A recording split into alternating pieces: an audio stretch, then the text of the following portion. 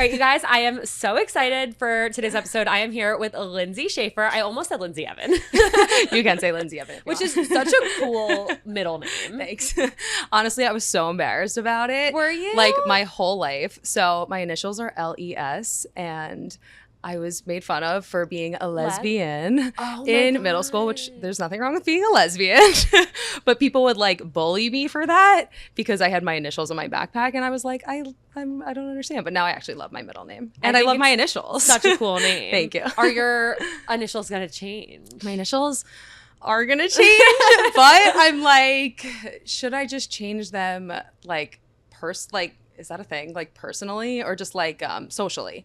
Right? Yeah. Instead of professionally, because like, how are people going to find me if I change my name? I don't know. I'm like going through it right now, but like, I probably am. It really is an identity crisis that people don't talk about. Yeah, I agree. And it's funny because I remember when I was single, I was always like trying everyone on Hinge's last name on for size. Right. But then like when I actually met Jake, I never once thought of like, oh, I'm going to be Alana Solomon. Like, who is she? That's a good last name, though. It is. I'm getting more used to it. It's taken a while. Did you change it already? Not yet, because we are traveling. So heads up. If passport. Yeah, it's an issue. Yeah, we're traveling. We're going to London in October. Okay. And so I didn't know if I'd be able to get the whole process done before that. Okay. So I'm waiting. Okay. You are a couples therapist, yes. a sex therapist, yes. and a therapist. I'm a general therapist. I'm a couples. I do like kind of 50-50. So I do individuals, I do couples, and I specialize in sex therapy. So like that's my thing. That is so unique. And I have 1,000,001 questions. Yes. What led you to want to specialize in sex therapy? Like everything. This is just like my calling. It's my life. I've like always been in a helping field. Like I've always wanted to like help people. I know it sounds like so corny, but like when I was in high school, I would like volunteer in hospitals and I would run special needs programs for like kids who are neurodivergent and like all of that kind of stuff. So when I went to college, I went into like social work because that's just like helping in general. Mm-hmm. So like that's kind of like what led me to like the helping profession. But to couples therapy and sex therapy, I think I'm just very passionate about like relationships, intimacy, like sexuality. And I don't know why my whole life, like they weren't things that anyone was talking about. And I always wanted to talk about those things, mm-hmm. right? And so I feel like that's kind of like where the two merged. So yeah. It's so interesting because I always felt like I didn't want to talk about them. Like even I remember like my first relationship or like when I started having sex, I didn't want to talk to my friends about it. I didn't want to talk to anyone about it because it felt so like uncomfortable. And I still like, even honestly, like having this conversation is reaching for me. I know. Well, like I rarely talk about it on this podcast. That's a big reason that I think I went in this direction too, is because like I want to normalize some of these conversations as well. I think growing up, I didn't have an outlet to talk about some of these things, and I had some bad experiences with relationships, intimacy, like things like that. And I think I needed somebody to like really talk to about those things, and nobody was talking about it. And I wanted to, and I had some like mentors in my life who were having these conversations, were like posting about them and like kind of like going into this field. And I was like, this is so interesting. It was really exciting. And so it's just kind of like grabbed me, honestly. Yeah. So. And you feel like this is what you were meant to do. Oh, this is what I was meant to be doing. I'm like obsessed. I absolutely love my job. Like I feel so lucky because I know not everybody wakes up every day like feeling excited about work. And yes, it is work. And sometimes I am like tired or like don't want to go to a session because like I'm just tired. But like I just like feel so rewarded and fulfilled. Like it's just the best. Yeah. That is incredible. When did you start like doing one-on-one sessions? Like how many years ago? So I was an intern like 5 years ago, and I count that as like my first year because it was like really like I was seeing clients one-on-one on my own. I'll tell you a quick story. I was like I remember my first session with my first client. I'm like, you never forget your first. I will never forget it. I'm like sitting in session. I'm sitting in the office. It's like this high rise down in Fidei, and I'm sitting there, and I'm literally shaking. I have this like piece of paper in front of me with like 20, like not 20, I had like 50 to 100 questions written down of like all the things that like I needed to ask, all the stuff I needed to get down. I did like mock interviews or like mock first sessions with my supervisor at the time. Shout out Melissa, like love you. She was amazing, like helped me just like know all the things that I needed to do. I'm like sitting there shaking. my client comes in, and like, thank God she was my first client, because she was absolutely incredible. Just like the sweetest, nicest person ever. Like, I was so blessed with my first client, and we just like started talking, and like it was just a conversation. I barely even looked at the paper, and like that in my first session, I just knew. I was like so excited for the second session. I was like, I can't wait to see her again, because I just like, even from my first session, I felt so connected to her, and I don't know, it just kind of like went from there. That's incredible. Yeah, it was I awesome. love that. And I love, like, I can feel how much you love what you do I know. as you're explaining it. And I think that is so incredible. And probably also a huge reason why you're so good at it. Thank you. I appreciate it. I mean, I really hope that my clients feel that I'm helping them. They say that I am, so I hope that they feel that. But yeah, I mean, I feel like you really have to like connect with the people that you're working with. I mean, it's like a relationship, right? Like, I always say that a therapeutic relationship is a model of like what your relationship in the outside world is. So I like genuinely really have to connect with these people, and I love everybody that I work with. Like, you have to feel that connection, and I feel it every day. So I feel really lucky. That's incredible. Yeah, I'm so happy for you. Thank you. I appreciate it. Getting into kind of the meat of what we're going to talk about today, how would you define intimacy? Because I think that word gets tossed around with many different connotations, and it can be confusing for people. I think it means like so many different things, and it can mean something different to everybody, right? Like, intimacy can be like us just sitting here on the couch and having a conversation and just like connecting with each other right now. It can be like sexual intimacy. It can be emotional communication, and you know, it means really different things to everybody. And I think whatever it means to you is really what matters. I think like people get very clouded by like what's in the media, but what they're seeing in TV.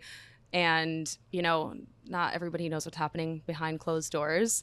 I've like just thinking about, do you know Molly May and Tommy Fury from Love Island? Oh, so I don't watch Love Island, but I've been seeing like everyone's posting about Molly May right now. They literally broke up today, and I was like, it's just like shows like you really don't know what's going on behind closed doors, because they were like, to me, like dream couple. Like, oh my God, like looking at them.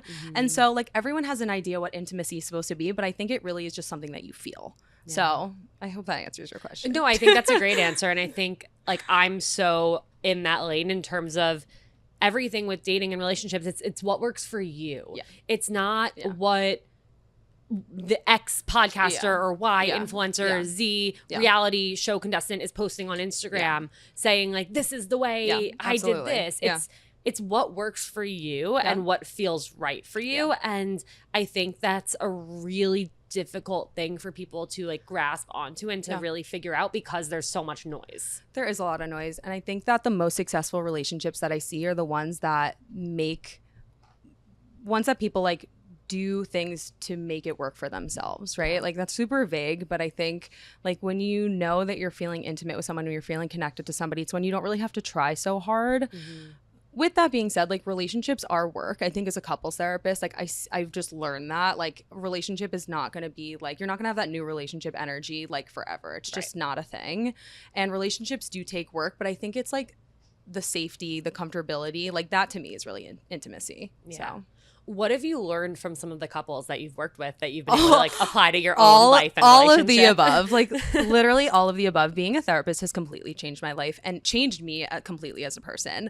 I think of myself like my high school and like younger self. I used to be like, not like a hard ass, but like I was like really intense and like I think critical and judgmental, not just like of other people, but like really of myself. And I think that, which is like honestly such a horrible thing to say as a therapist, right? Like, you want to be with somebody who's like non-judgmental, somebody who like sees you for you. But I think that being a therapist really taught me how to be that person and recognize that like everybody has a story. And so I think that that is something that has helped me like completely lead my life in a different way and treat myself really differently too, because I think I used to be like just critical of everything, like whether it was like job, you know, friends, like family, body image, like all of the above. Like I think I just used to be very hard on myself and then inherently on others, like, and unintentionally. And just seeing like people come and sitting on my couch and like sharing their like stories of like vulnerability, some things they've never told anyone in their life, like it just really helps me like empathize. And you have to always find it in yourself to be an empathetic person as a therapist, right? Like someone could tell me something that I completely disagree with or make a decision that like I would have never made. And I have to reach inside myself and find a way to empathize with them and understand like why and where they're coming from. And I think that I now do that a lot more with my partner, especially, right? Like if he does something that like maybe I don't agree with, or maybe I wouldn't have like, maybe it hurt me, maybe it upset me. I have to understand that, you know, he's human. He's learned to be the way that he is because of the way that he was raised, the things that he learned from like society, media, his family. So I think it's just made me a lot more empathetic. Yeah, so, absolutely. I experience that sometimes when I'm doing like unfiltered episodes with anonymous listeners. And I've gotten backlash for not telling somebody that what they did was wrong while we're doing this podcast recording, or not, you know, pushing back on their thoughts of something. I'm like, listen, like it takes so much for somebody to, first of all, go through what they've been through and then heal from it and then come here and share it to hopefully reach somebody who needs to hear it.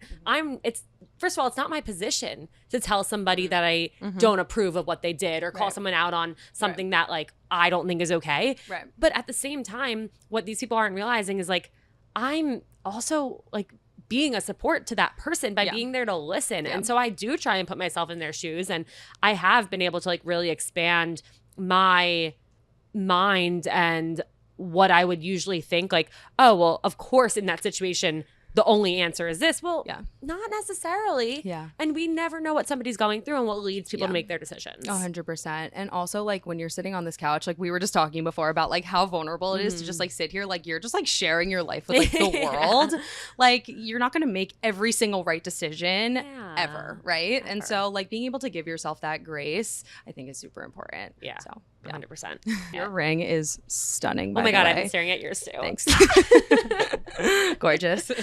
What are some of the most common issues that you see couples dealing with today? When couples come in, they're typically having an issue related to you know, sexual desire discrepancies, communication issues, maybe like nitpicking each other, like going through, typically couples are going through the same cycle over and over and over again, and they need your help to steer them in a different direction. And so typically what I ask them is, okay, so you're going in this direction all the time. What are you guys doing to like take a step out of that? And the first question that I ask, not the first question, I'll ask it in the first session every time, is what do you guys do to relax together or have fun together? And I will tell you that like so many couples, I'll ask that question and they'll actually look at me like I have 10 heads. And I'm like, or they'll say something along the lines of like, we like lay on the couch together on TikTok after work or like watching a show. I'm like, no, like unfiltered time together, right? Like put your phone down. Like what are you doing to actually relax together? And they have literally no idea. So couples not like getting into routines of like doing the same thing over again and over again, whether that's just like being bored or whether that's like arguing and being in a pattern that's not working for them, or like not like being intimate or having sex with each other, like that over and over again. I'm like, okay, take a step out of that, but what are you doing together? So like that is a bit, I know that's not an exact issue, but that's a very common pattern that I see. Huge issue and something that I imagine like most people in relationships probably unfortunately could relate to. What are some things that you like would want people to like, how do couples relax together? Absolutely. I mean, like think about it. Like there's so many ways that you can have fun together, right? Like taking a walk, like doing things that are like playing a game, right? Like when's the last time you like maybe sat down and like played a game with your partner? Actually, that is what me and Jake That's do. Amazing. We play Rummy Cube and we play this card game Pounce. And isn't it a time where you guys just like feel like so relaxed and like just it's just like fun. Like you feel like safe, you're having fun. Like maybe you'll have like conversation over that. Going to dinner together. I think dinner is like you talk, you have fun. Like sometimes it's like, and I also like I'm not like shitting on people who are like sitting on their phone at dinner. Like you're with your partner all the time. You're going to be on your phone together. Like it's really fine. But like if you're feeling like you're not having that like fun, like find things that you guys do to enjoy together. Find a hobby together. Like maybe do a workout class together. Like I think the going for the walk to have that conversation, like that's really where like the relaxing and the fun is. So I think it's a good way for people to connect. I think really like anything you can do with your phone away. I agree. Is huge. Screen time is tough. I know. Everyone's having a hard time with it, including myself. But like that intentional, even just like like, oh, let's leave our phones in the room for them to charge. Yeah. And like not be That's on a good it. one. I never even thought about that. Because then it's with purpose. I would agree. You're off your phone with purpose. I would totally agree with that. Yes. So that's a great one. Yeah. When couples come to see you, what has happened before that? Like, is it a mutual decision usually of they're both like, oh, like we should go see a couples therapist, we should go see a sex therapist? Or is it often like one person's really pushing for it, the other's not really open to it? It depends. A lot of time it's one person who wants to go. But I would say that 99% of the time when you have a couple who is coming to therapy and they're like, we're on our last leg here, like, help me, like, you need to help us like fix the relationship, like this is our last shot, that like 99% of those couples are not going to work out. Like, to me, it's the couples that come in and are like, we are both here because we love each other and we want to make this work better. Like, that's when we're seeing the most success. So even if a couple is coming in and like one person is like the driving force, or one person is like, you know, this was my idea, or like the other person is a little bit skeptical, I've had people, like, for example, I remember this couple I started working with. One of them was like definitely the driving factor. They come in, the other partner was like, I was getting some icy cold vibes, right? Like they're not happy with me. I could tell they don't really want to be there. I could tell they're skeptical. It took me probably like 2 to 3 months for them to warm up. And sometimes it like just takes time. And so I think it's like them trusting you, like feeling comfortable and ready in the space. And like they did amazing, because I knew that person, I could tell that person still loved their partner, even though they didn't want to necessarily be in that space, but they loved their partner enough to want to make it work and want to do better. They warmed up to me. They warmed up to the space. They ended up being like the main talker the entire time. So I think it's really about like the two wanting to make it work. So if that answers the question. No, it definitely does. What can somebody say? Like, how can someone broach the subject with their partner? Because that can be a really scary thing to do. It is. And unfortunately, it is still like there is still a stigma around absolutely this type of therapy. And so it can be like a really intimidating thing to bring up of like, hey, I think we should try this. Yeah, absolutely. Listen, like, couples therapy I think is super stigmatized, because people think that like you're in couples therapy because your relationship is over, your relationship is not working, there's a problem in your relationship, as if not all relationships don't have issues, right? Like every relationship, no relationship is perfect. Every relationship has some kind of challenge, and that's normal. That's not a bad thing. Like, it's okay to have problems in a relationship. You just have to be willing to work on it. What can one partner say to the other? So for somebody who feels like maybe they're that driving force, right? Making sure that you're willing to have that, your partner's willing to have that conversation. So if you're feeling like unsafe to bring that conversation to your partner, I think like trying to figure out like what's not working for you and knowing yourself and knowing what the problem is a really important factor. Me and my coworkers always say that couples therapy is individual therapy with 2 people in the room. So if you know yourself and know the challenges that you're having and can bring them to your partner, they need to be willing to create that space for you. So if you have somebody who's like, I don't want to work on this, I don't think that this is an issue, like, that is a problem, right? And I understand like that can be really hard for people. So for somebody who's having that issue, I think it's really communicating to your partner, like, this is important to me, and making sure that they hear that. So what would you say, let's say there's a couple and one person does something that really upsets the other person, and the other person's like, I'm not going to couples therapy, this isn't a me issue, like this is a you issue, you go to therapy and deal with it. Yeah, absolutely. Like, what would you say to that person who's like hesitant? Because I've heard this happen a few times recently. They might be right. Like, it might be a you problem. So like, first take a step back and recognize that, because there are a lot of people that I work with where I'm like, there's an issue that one of the individuals is having. I think this happens a lot with like sometimes like survivors of like sexual trauma, for example. Like, they're having some like really big challenges with being intimate with their partner. And, you know, we can do that individual work in the couples therapy. And I also think it's really important to bring the other partner in on what that person is going through. But sometimes like you might need to do that individual work, and that's really okay.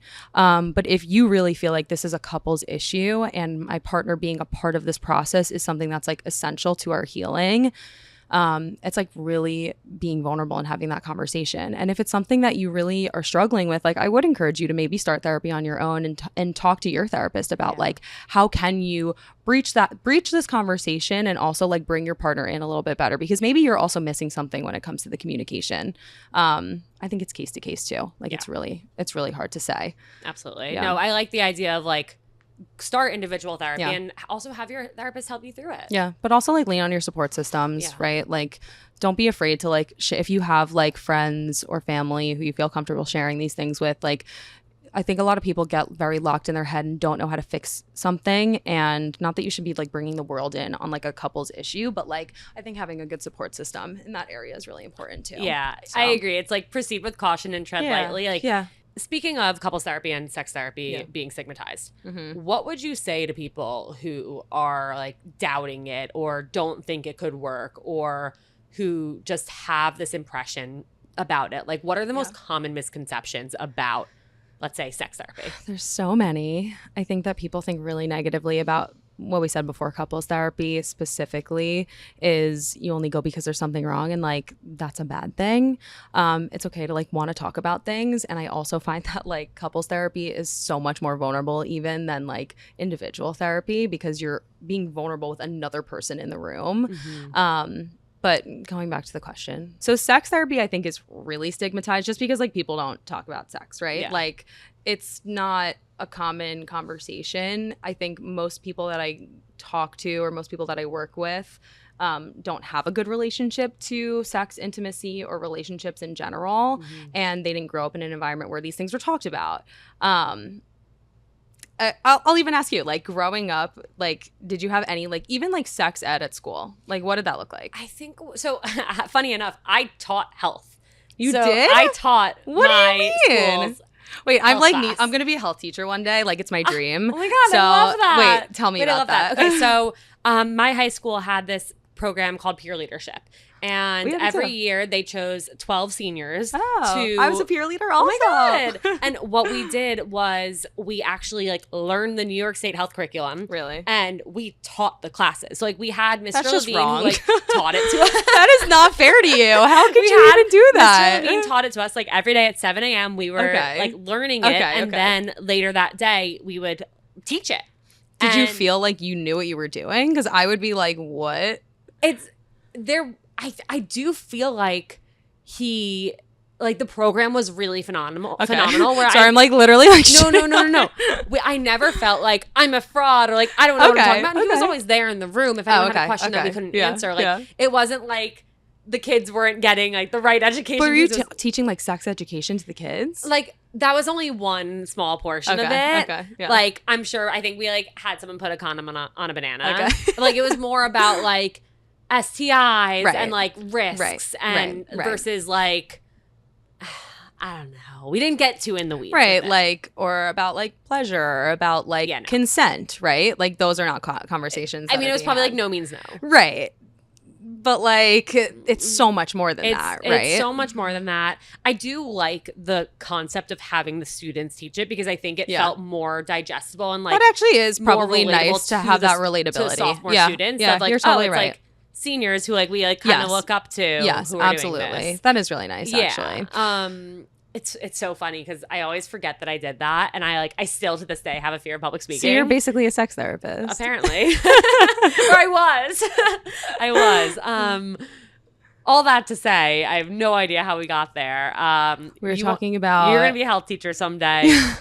Oh yeah, sex therapy stigma. So like we talking didn't about have sex. that much of an education around it. Like it was a chapter in our semester-long health class, but that was it. Yeah. So that is the root of majority of like sexual related stigma in general. So like not having conversations whatsoever.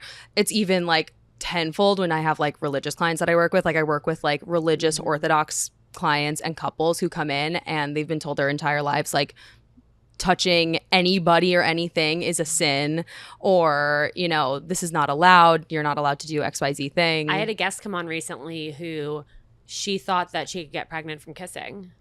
Yeah. And that was at age 24. Yeah. And she had her first kiss at 25. And some people might hear that. Yeah. Some people might hear that and think like that's insane, but like it's normal. Like, unfortunately more normal than you would think. It really is a lot more normal than you would think. And there are so many people out there who are not getting the sex education that they're needing. And, you know, that's why people like me exist, right? Like to breach these conversations and give people the space to feel comfortable talking about these things. I would tell you that, like, you know, a big portion of my clientele is like young women, like 20s and 30s, who are trying to find their confidence in sexuality, right? Like whether that's like dating within themselves, like all of that kind of stuff. And so I've found that like breaching those conversations in the first session it's a world's different. Like I'm asking, like, first session, I'm asking questions like, what's your relationship to your body? Like, tell me about every relationship that you've had. Like, what's your relationship to sex and intimacy? What's it like for you to like ask your partner what you're needing? Like, I'm having those conversations in the first session, not because like I'm curious, but because I want to give you permission to have those conversations and talk about those things. A majority of people were not given that permission to talk about those things throughout their lives. And when I tell you that, people are crawling out of their skin when I'm asking these questions. And to me, it's like, why are we not talking about these things? Yeah. So, well, it's funny. This reminds me in a very different context. Guys, you're in the same sorority. We go way back. And right now I'm like, oh, why weren't we friends? I know. It's like really sad. It really is. But anywho, it's funny, like during pledging, we do this thing called like the dirty song. Yes. And the reason is, and it's basically like you get a list of like 100 of like the dirtiest words and you have to like rewrite a song using those words, and it seems like the stupidest thing in the world, but the reason they do that like, sorry, I'm spilling our sorority secrets now is so that you get comfortable with these new people talking about these just things. Like talking about like things that are like like that's the taboo thing though, right? Like to talk about these things. And I know that there were some girls who were like so uncomfortable with it, and then some girls were like saying the dirtiest things ever, and I was like, whoa girl, okay. Like I thought it was hilarious, but like some girls are like really uncomfortable by it, and so it really just shows like, you know, people do feel uncomfortable by these things, and it's important to like destigmatize it. So thank you to our sorority for thanks. Thanks. What is your favorite part of being a sex therapist? Everything. I love hearing everybody's deep and darkest secrets. No, I'm kidding. I just love the vulnerability of it and the connection of it.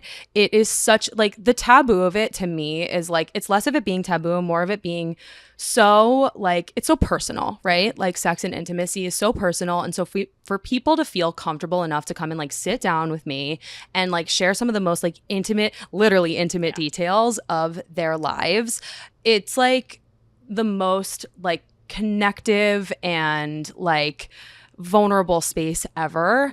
And to me, I find it really exciting to see people like feeling really empowered and liberated in this space, right? Because like sex and intimacy can be so like when we talk about it, like it can be so degrading, right? I think there's such a negative stigma around like sex work, for example, for like non-traditional relationship styles. Like I know we're talking about like in the sense of like a lot of like heterotypical relationships, but like I work with a lot of queer people.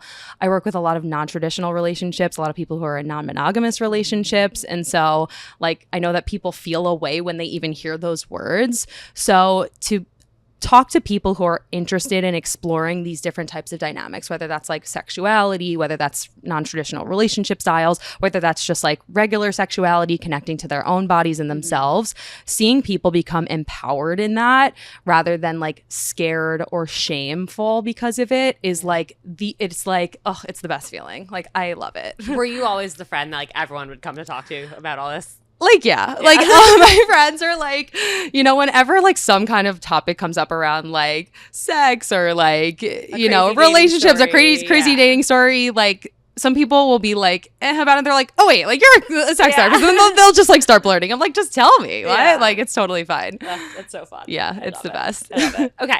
We have some listener questions that I believe you are the perfect person to help with. Yes. And it's so funny. I was going to like post a specific question box and then I looked through the questions that have been submitted. And I like there are a lot of questions that I'll like save. I'm like, I'm gonna wait until I have the the right person. And these were all submitted recently and they were like perfect. Perfect. Okay. My partner and I have been together for a few years now, and we're facing a growing issue with our different sex drives. I've always had a higher libido, and I often feel frustrated because I want to be intimate more frequently than my partner does. I've tried to approach the topic gently and have had open conversations about our needs, but we seem to still hit a wall. I'm worried this mismatch might lead to feelings of rejection or even resentment down the line. How can we address this discrepancy in our sex drives and work towards a solution that respects both of our needs? I'm looking for practical strategies or insights into how we can strengthen our connection despite these differences. First thought, normal. Like, don't get down on yourself. Like, this is a really, really common issue. Also assuming like most of your audience is like 20s and 30s probably, right? Like, I think people would be really surprised that like when I came into this field, I thought I was gonna be working with a bunch of like 30, 40, 50-year-olds who've been like married for like 20 or more years with a ton of kids. And like majority of the people I work with are like young couples who are not married or I work with a bunch of married people too, but I work with a lot of people who are like maybe thinking about getting married or just couples who live together, people who are never getting married and are like young 20s and 30s and just like are like awesome and like don't feel that stigma around couples therapy and just like want to work on their relationships. So that's an issue that I see a lot with young couples. So it's really not surprising. So to me, it's just opening the door to the conversation. So if your partner is not comfortable talking about the desire discrepancy and the fact that they are maybe struggling to have desire to feel intimate, there might be something going on with them. Mm-hmm. They might not be as in touch with their sexuality maybe as you are, or might not have as strong of a desire as you, and that's okay. But I think the most important thing is that they're willing to have a conversation about it. And so if they're not, I think like kind of what we were talking about before, like communicating to them, like, this is important to me. Like, I really value this part of our relationship, and I really would value having a more frequent, like, consistency when it comes to intimacy, and I just want to see more of that. That doesn't necessarily mean to just mean sex. It might mean like other things. It might mean like cuddling, having fun together, relaxing together, right? So I think the biggest thing is your partner being willing to have the conversation. Is there anything like what leads to one person having like a higher sex drive and one person having a lower, like, just how does that you're even just being happen? human. Everybody's different, right? Like, people have low, I don't want to call it sexual dysfunction because like people do, like, I work with a lot of people who have sexual dysfunction, whether that's like genital pain, erectile dysfunction. Like, I work with a lot of people who like struggle, like even like physically. Mm-hmm. So, there could be like a number of issues for like reasons for that. And, that can cause desire discrepancies. If you have like sexual trauma, like that can be a huge factor. So there's like a million different things that could be a reason that you have a lower, sex drive than your partner. Mm-hmm. And doesn't mean that there's something wrong with you. And there's always a way to work through it. If it's something that you want more of, if you're comfortable with where it's at, then that's also okay. Mm-hmm. So is there like a right or a wrong, going back to all the noise that's out there? Is there like a right or wrong or like a ballpark, like, number of times a couple should be having sex? No, not at all. Absolutely not. Like, it has to just be like what works for you, right? Yeah. Like so I think some people feel the pressure of like, I mean, obviously like the noise, the media, like whatever, or like hearing what their friends are doing or people who are dating, whatever. Also, like, typically, I don't want to say even typically, because there's a lot of people who don't have a lot of sex at the beginning of their relationship, but I think like the new relationship energy like can kind of just like increase that like desire and that excitement, but that can change over time, and that's normal. And so as long as you're both happy with where it's at, that's okay. I found that a lot of couples like have this issue, like, I will have like some friends who will reach out and be like, this is like, since I've become a sex therapist and a couples therapist, people will just like confide in me more, which I really appreciate, like the trust. And they'll just like let me know like this is happening. And so you'd be surprised like how many people this is happening to. And to me, it's more about like, how can you guys just relax together? How can you have more fun together? Because that will inherently increase the desire for each other and to be around each other and to be more intimate with each other. Mm-hmm. But there's not a real number that you're supposed to be doing. It's whatever makes you happy. So, I always have thought like when I've talked to different friends about it, I've been like so surprised. Like it's every end of the spectrum. Yeah. Like there's no like really everyone's doing this or everyone's doing that. Like it's really so different. Yeah, it really is. And it's okay. And I think that people just need to like not feel bad about it, right? Like don't make yourself feel bad. Yeah. It's okay. Yeah. All right, next question. Yes. Hi, I'm 30 and I've been with my boyfriend for 4 years. When we first started dating, we would stay up all night talking about our dreams, fears, and everything in between. But now, after a few years together, it feels like we're just roommates discussing logistics like grocery shopping or bills. We hardly talk about our feelings anymore, and I miss the deep emotional connection we once had. How can we reignite that emotional intimacy and feel close to each other again? I also think he's about to propose, and I don't want to have any doubts. I don't think what I'm feeling is doubt, but I do miss the way things used to be. Is this normal to be feeling this way? Yes. So first of all, you've been dating, she said 4 years. 4 years. You've been dating for longer than some couples have even been married. Like, it is normal. Kind of what we were talking about before with like the new relationship energy, right? Like, you're gonna have that like excitement in the beginning.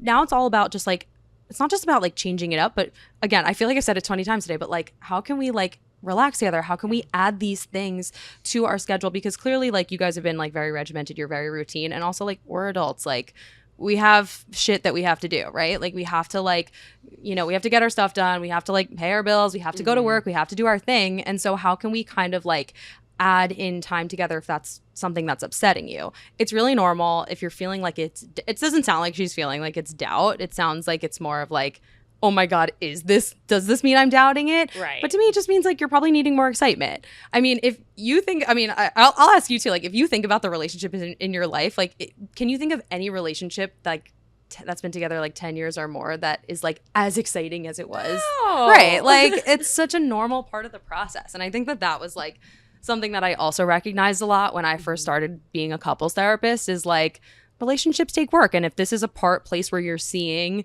that you're not feeling happy, like you got to talk about it with your partner. And I know that might be hard and uncomfortable, but you have to look inside yourself and say like, obviously I'm needing something, and you have to push yourself to communicate that even if it's hard. Yeah. And the hard conversations make your relationship stronger. Oh yeah. Like without a doubt. Yeah. And I feel like, I mean, for me with Jake, I feel like, sure, yeah, our relationship's not as exciting as it was when we first of course met, I mean, but there's so many things in that, like in the like in the simple. Yeah. He's like, he called me out for saying like finding joy in the mundane in our vows, because like everyone says that, and it is my biggest regret that I didn't say finding the silly in the simple, because that's really what it is.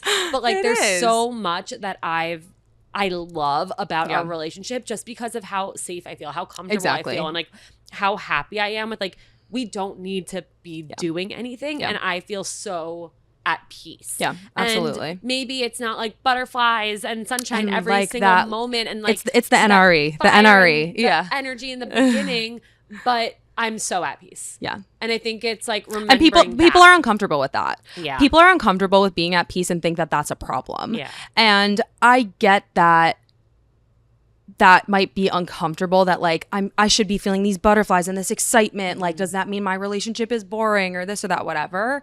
But it just means that you're human, and like this person, me and my coworkers, we call it isms.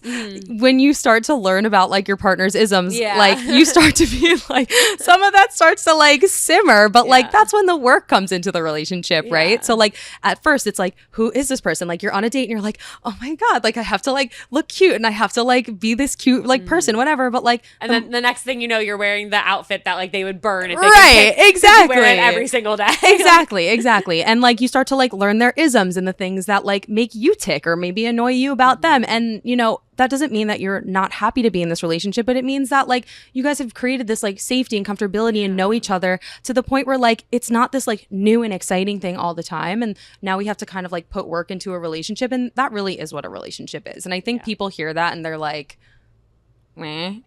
Right. But where's the fun in that? But that's like, it's almost like that's a real life relationship. Like it really is. Right? Like you should strive for your relationship to be boring. Like to be boring, but like there's ways to add that excitement, right? Like in other ways. And like that shouldn't be a bad thing. No, it's I not. agree. It's definitely not. Or at least like old women sitting on the couch.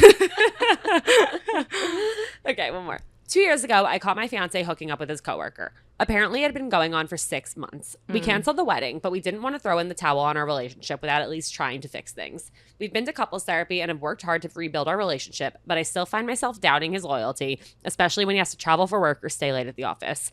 I don't want to live in constant fear of being hurt again, but I don't know how to fully let go of the past. What steps can we take to rebuild trust, and how can I stop these fears from holding back our relationship? Tough. Yeah. I will start off by saying that infidelity is like one of the hardest things to work with as a couples therapist, and this is going to be super controversial and people might like hate me for saying this, but I don't think that a relationship has to die because someone cheated. I think it's really like a case by case basis. To me, like in my experience, I find that most people cheat in relationships. I'm saying with like couples that I work with, because they're not getting something in their relationship, and they were really struggling to ask for what they were needing. Obviously, there's some people who are just like going out there and like maybe just should be non-monogamous, and like that's also okay. Not if you are monogamous. Right. But, you know, to me, if this person felt like they wanted to throw in the towel, they would have, right? Mm-hmm. So I think like really try to trust yourself. I'm honestly proud of them for like not getting married, because I think that like slowing down, because it's that's not easy, right? Like you have your wedding planned, and like to say, you know what, we're not going to do this right now. We're going to see if this is going to work for us. Obviously, like this person wants to stay for a reason. If this person is like constantly wronging you, I would say like listen to your gut there. But like if your partner is genuinely, you know, sorry and wants to put in the work, also the person who cheated needs to be willing to like put in the work. Right. Like I think that's a huge part of this. Like put in the work of like getting into therapy, individual couples, like talking about like why did this happen? Getting vulnerable and like, you know, creating a safe space for your partner, because you really need to build that trust back. Mm-hmm. And it's possible. I've seen it happen, right? Like I've seen couples like work through it. I've seen them come out on the other side stronger. The cheating might still come up here and there, but it's something that you did. You hurt your partner, and you have to be willing to work through that. But it doesn't necessarily mean the relationship has to end. And I think it's up to you to like know in your heart. And I know that's such like a foo-foo answer, but like you really have to know like in your heart if it's something that feels worth working on. And listen, if you get hurt again, you'll be okay, right? Like if something happens, like I think it's really important to remember that like relationships are such core and fundamental parts of our lives. But also like if a relationship doesn't work out, and this is coming from a couples therapist, like it is okay. Like you'll be okay. You won't die. Yeah, you'll be okay. Yeah.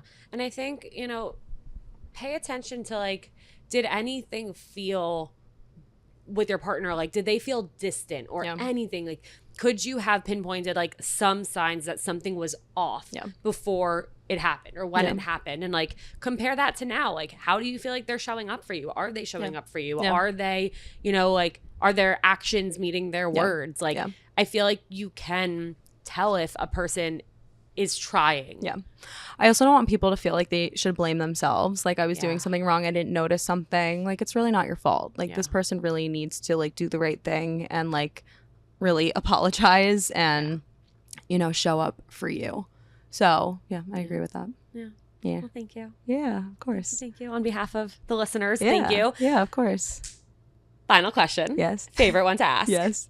Get ready. Yes. Best piece of dating or relationship advice that you've ever received or have to give. That's really interesting. Best piece of advice. I mean, I would say to like really know and be nice to yourself. I think that who you are in a relationship really says a lot about like how you treat yourself, or maybe the other way around of what I said, right? Like how you treat yourself says a lot about who you are in a relationship. And so if you are struggling with like arguments or communication or, you know, sexual desire, I want everybody to like take a look in the mirror first. I think like this is advice that I was given one time, like take a look in the mirror, right? Like you're not perfect. I'm not perfect. Nobody's perfect. And your partner's not perfect. And we want our partners to be perfect sometimes. Mm-hmm. And this is like a question I was asked one time about like soulmates. Like, do you believe in soulmates? And I was like, I actually don't. Me either. I think that people choose to be with somebody and work really hard to make a relationship work because they love that person, and there could be somebody else better out there for you, and that's okay. But I think like looking in the mirror and saying like, I'm flawed in certain ways. Where can I give my partner grace? And inherently give myself grace, right? Like, how can I treat myself better so that I can treat my partner better? I think that's really important relationship advice. I love that answer. And I, first of all, like coming from you who said you used to be so hard on yourself and like so judgmental of yourself and like that just goes to show like how far you've come. Yeah. Sure. But like that really resonates with me as somebody who is also very hard on myself. But yeah, I absolutely love that. And yeah, you have to show up for yourself in order to show up for anyone. Yeah, absolutely. Yeah. I think like in moments where I'm most critical of myself, I start to be critical of everybody else.